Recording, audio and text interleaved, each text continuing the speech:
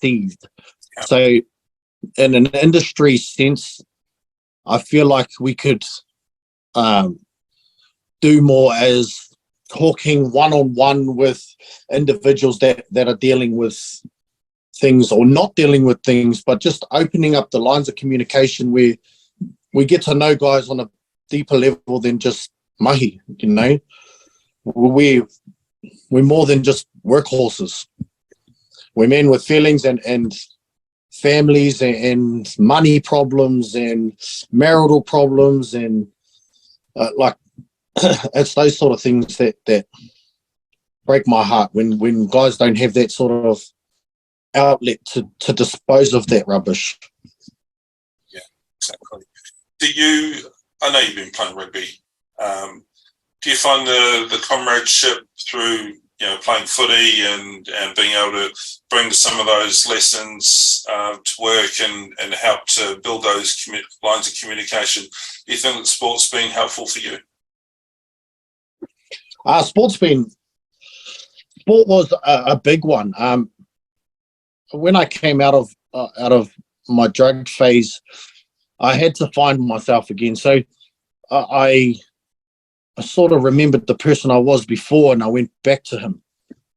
And that was where it all began here in Melbourne for us. And when I went back to my rugby club, Maroondah up here, it was like I'd never left. So yeah, and I took a big role there as, you know, my baby brother, he went there first. He went back there first. And I thought, you know, I can still run around with these guys. And we did. And I think we made that club a bit more family, you know.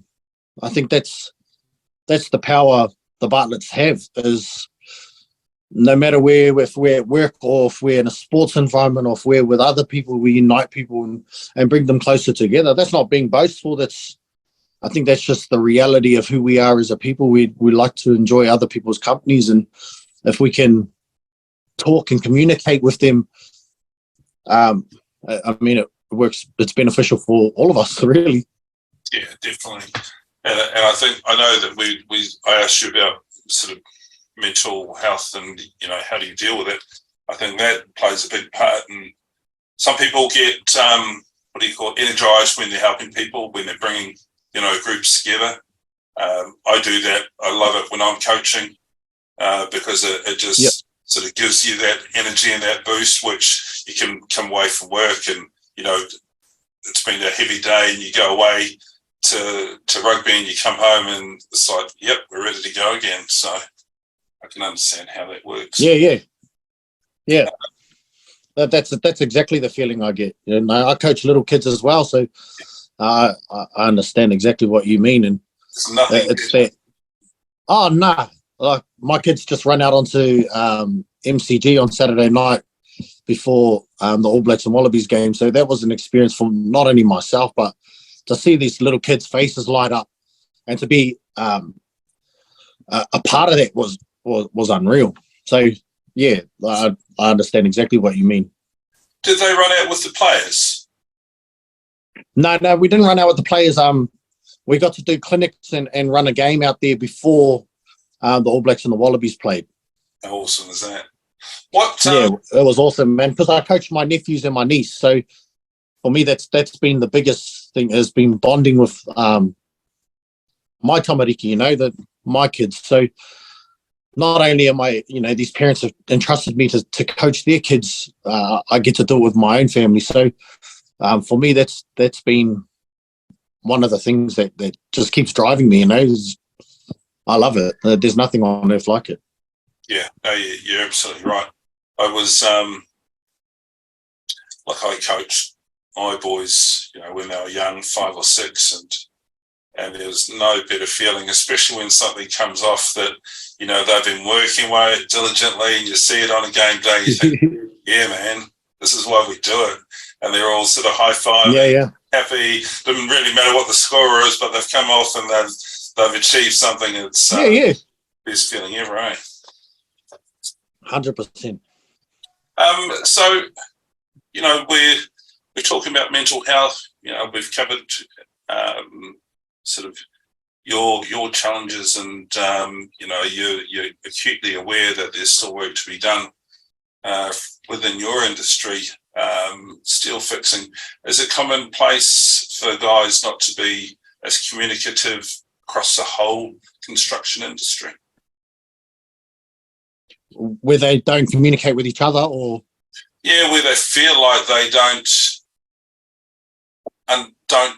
necessarily have the confidence to communicate, to reach out and ask. Yeah. I like,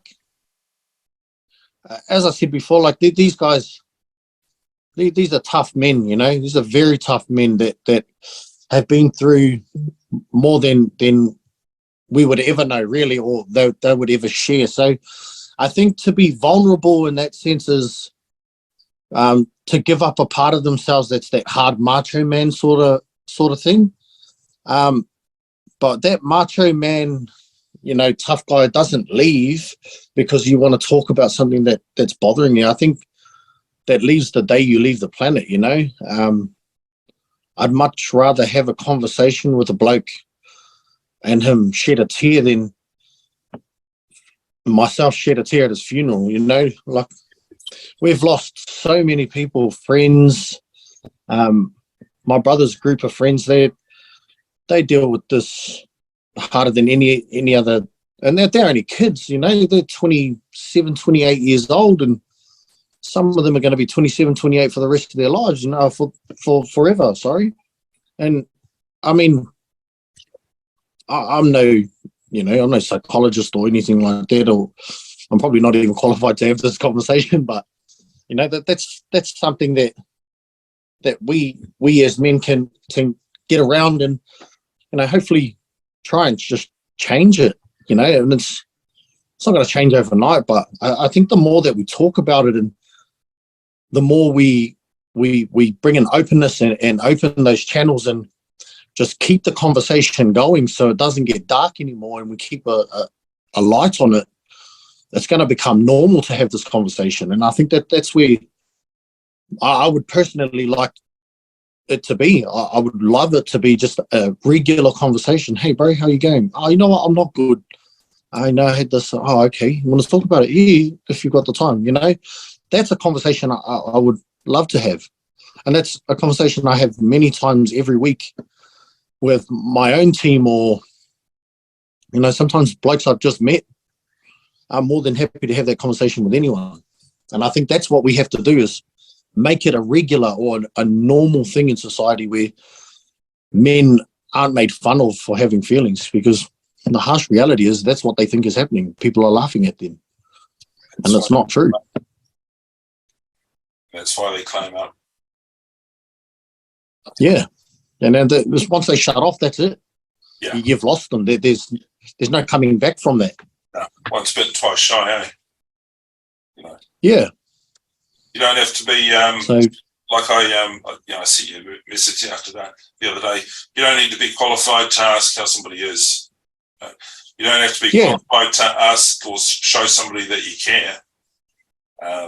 Because there's a lot of guys out there that will take that first step if they feel that there's an environment that's safe and secure enough to do that.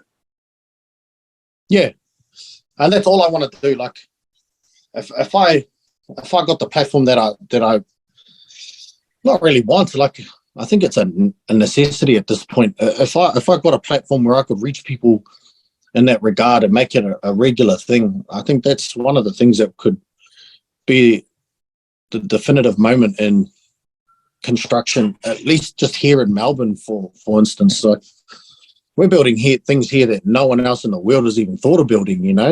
We're doing things here that no one does. The men here are doing super big works, and they're just tired. That's all it is. They're tired, they're burnt out, and they don't give themselves the time they need because they're always stressing, they're always thinking there's something always happening. The home life's not always the best. But as I said, like, if we can bring it to the light and just have that regular conversation, it doesn't even have to last that long. 2 minutes. Chemakas, how are you? Or everything all good? Or how was your weekend? Just simple things like that make a man want to be open with another man. You know, that's to me personally, I think that's more important than building a superstructure. Well, you take care of the foundations, and the rest of it will take care of itself, won't it? Seems a bit corny to say, but once you know your I bet on the nose. once you know your people, yeah, you're on your way. I can confidently say my team is happy. I know exactly. I could list them off right now and tell you exactly what they're doing at home now, because I take that time out to, and if that's one thing I can say to everyone is this: if you're the leader of a crew, you can't really lead them if you don't know what's going on. I'm not saying pry into their private lives, because some people just don't like that, but ask the question. I mean, it's pretty simple. Yeah. Show that you care. Yeah. If they don't care about what they're doing at work, then it'll take, it'll come out somewhere else. So. Yeah. That's the last thing we want. How much contact do you have with other foremen or other sort of leaders within Melbourne in your industry? You said it's pretty close. Yeah, like as steel fixers, we all work for different companies, but I think, like I could say confidently, I know 80% of them. And even not in my own trades, like I go out of my way for blokes not even in my trade, so carpenters, concreters, and all sorts. Like I make it known that I'm there. Not in you could take it obnoxiously if you want, but at least they know I'm there. Yeah. So, I have a lot of reach in that regard. I don't know. I'm a Bartlett. I can talk to anyone. I have that conversation with anyone any day of the week. So, as far as my own personal reach, heaps. There's too many to name, but as in my steel fixing community is heaps. Yeah. It sounds like there potentially could be, and maybe something you thought about is sort of like networking with some of the other leaders within the industry to start having those conversations with their teams, and how best to manage it, or just showing interest, or having those conversations, and at least people, because there might be some other guys out there who unlike you, aren't as confident or wanting to ask the right or have those conversations, but actually not 100% sure how to start them. Yeah, that's right. I mean, I'm not really sure myself. I think just being an open bloke and being willing, and I notice things. If I notice them, then I suppose other people do too. But yeah, I would love that. I would love to be able to go and just talk to everyone. That'd be the best job in the world. I'd never have to swing my nips around or bend over and pick anything up ever again. That's for sure. Hey, it's a massive need. But yeah, I think so too. But I understand that sometimes there could be a money issue or something like that. It doesn't pay the bills. So, I mean, if I'm ever given that opportunity to do so, then I'll take that with both hands and run it straight, I suppose. Yeah, I don't think it's any different over here in the UK or back home in NZ. Probably, a lot of industries, and the construction industry for many, many years has always been male centric, and those numbers are starting to change with more ladies joining the industry. But a bloke's a bloke, no matter which country you live in. Same challenges, being able to reach out, 100%. asking for help, feeling like you have to provide, feeling like you have to be the leader or the tough one when it comes to it, or being a provider. It's 100%. And sometimes we think of these things when they may not necessarily be 100% true, but that's the reality that we believe as well, So, if there was one thing that people one thing that you wanted people to take away from the conversation tonight, what would that be? Make that conversation a reality. have that talk. I mean, when it's in the